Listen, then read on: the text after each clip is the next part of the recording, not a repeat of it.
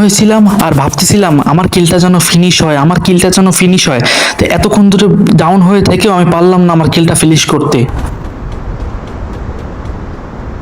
Being haunted! পরে দেখলাম enemy teammate এসে আমাকেই মেরে ফেললো।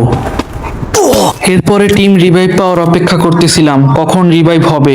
আমি এখান থেকে কিছুক্ষণ ফাস্ট করে দিচ্ছি কারণ রিভাইভের জন্য তোমরা হয়তো বোরিং হয়ে যাবে। এরপর রিভাইভ পেয়ে আবার সেই টিভি টাওয়ারে নামলাম কারণ এখন খেলা দেখবে তোমরা, আসল পুরো খেলা কাকে বলে।